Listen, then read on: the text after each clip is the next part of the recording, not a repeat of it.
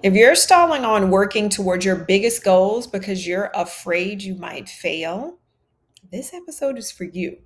This week, I'm going to teach you how to experience failure in a new way so that you never again let it stop you from going after your biggest dreams.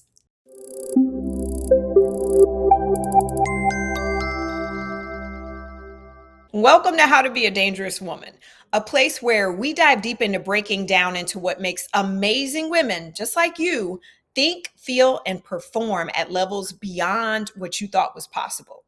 This is a place where women learn what it truly feels like to have it all without guilt, without imposter syndrome, and without overwhelm getting in the way. I'm Dr. Crystal Connor, and together we're going to explore the health, mindsets, and strategies that distinguish the world's top performing women. And you're going to walk away with the exact tools that you need to build and create a life on your own terms. Hi there. I want you to think about that one thing you really want to achieve in your life. You know, that thing you don't tell people about, the one you write about in your journal and daydream about. That big dream. Get it in your mind. Picture yourself doing that thing right now.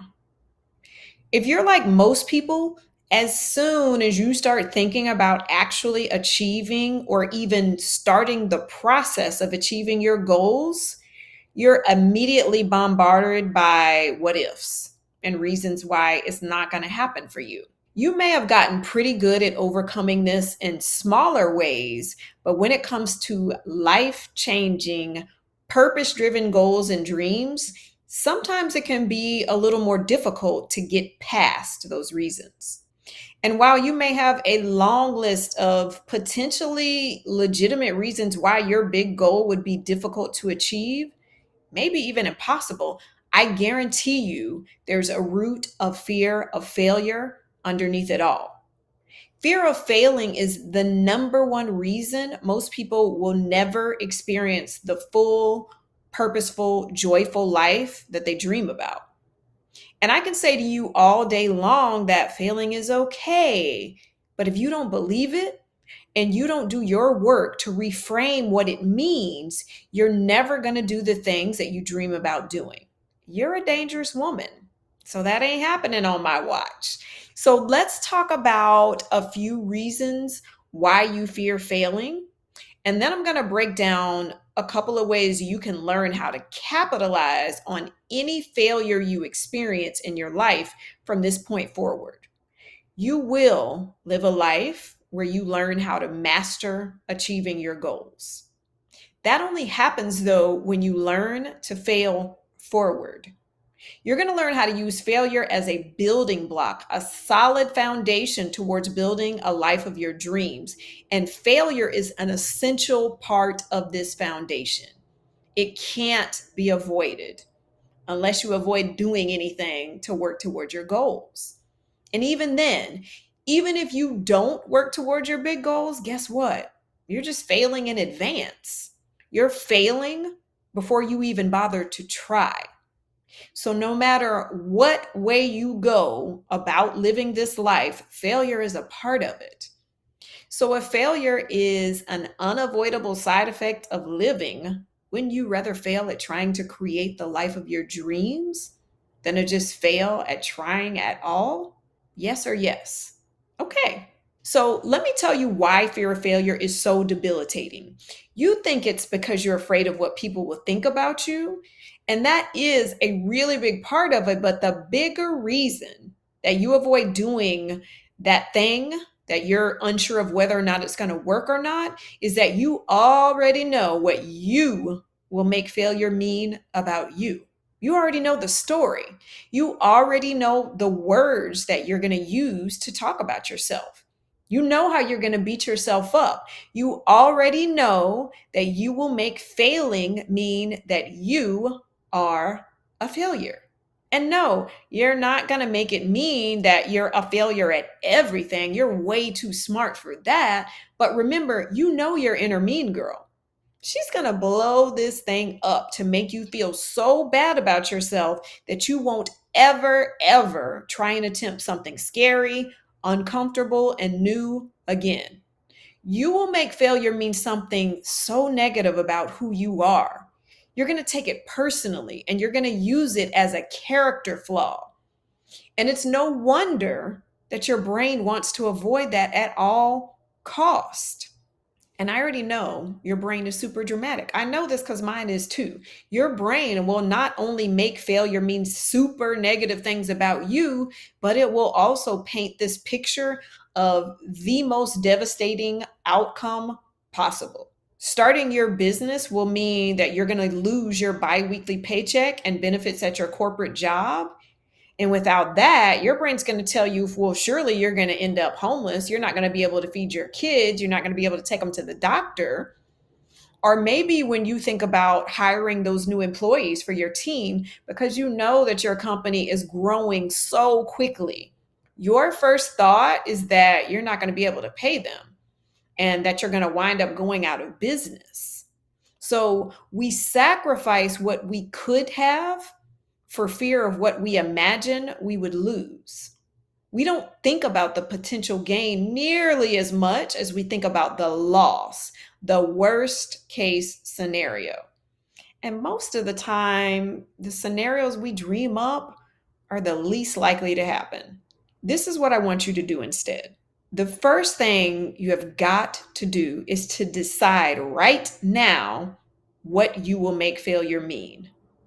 Decide what failure means about you, about your life, about your abilities. Make a decision now so that in the moment that you are experiencing going through a failure, you can fully experience all aspects of it and learn from it without it taking you out, without it shutting down any future possibilities that you get up and try again.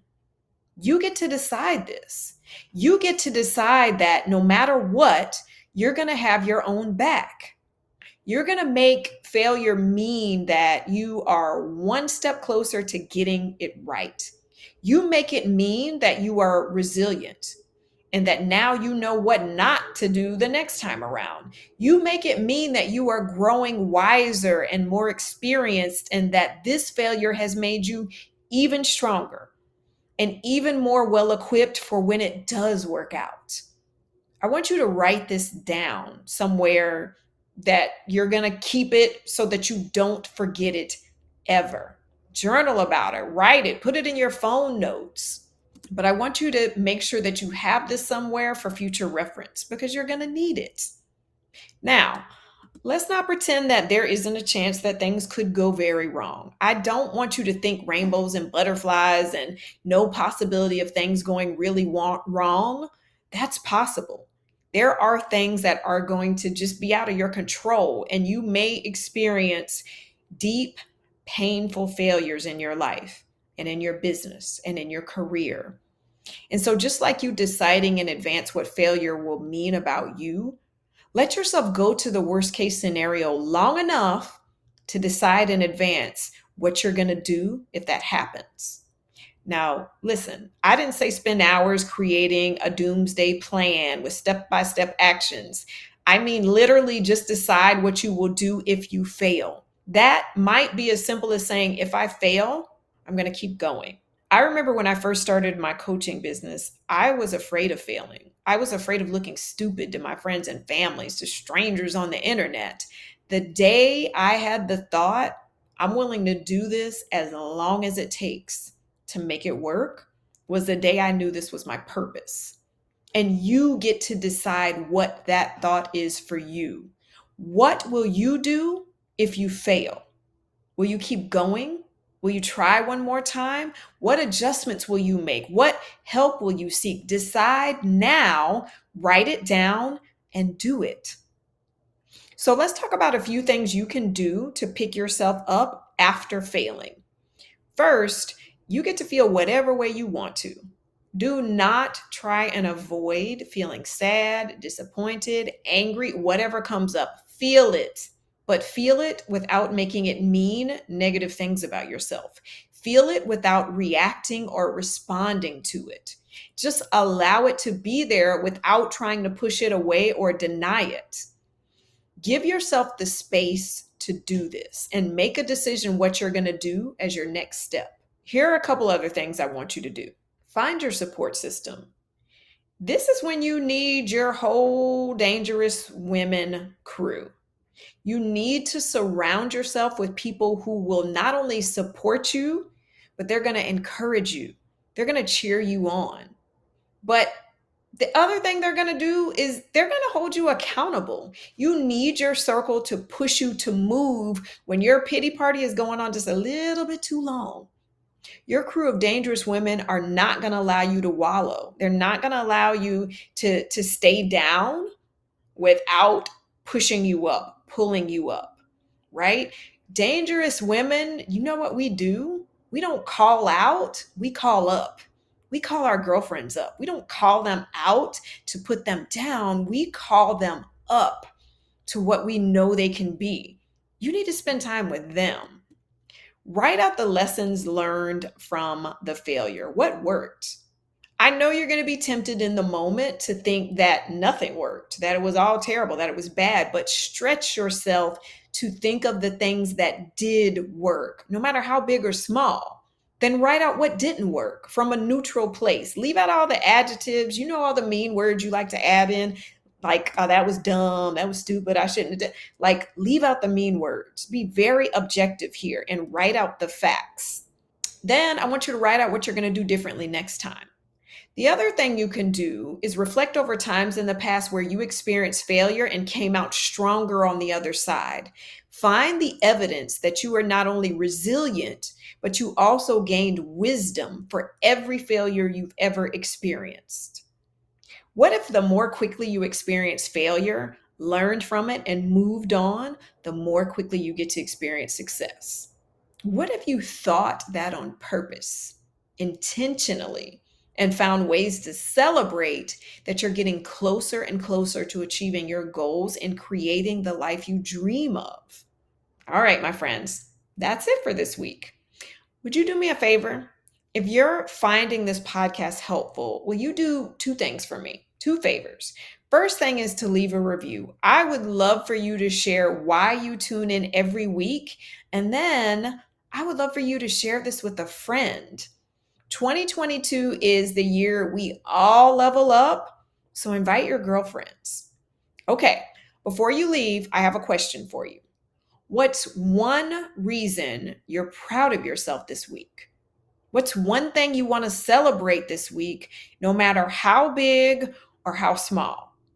I want you to honor your growth, every bit of growth. And I want you to find ways to celebrate yourself, whether it be by doing a victory dance, ordering your favorite meal, watching Netflix, or getting your nails done. Celebrate your growth and all of this work that you're doing to be the best version of yourself.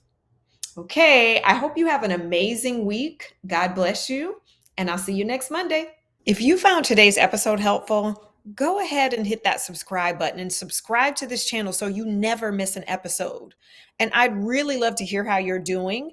You can find me at Dr. Crystal Connor on Instagram, Facebook, and LinkedIn. I can't wait to hear what progress you've made. So until next week, see ya.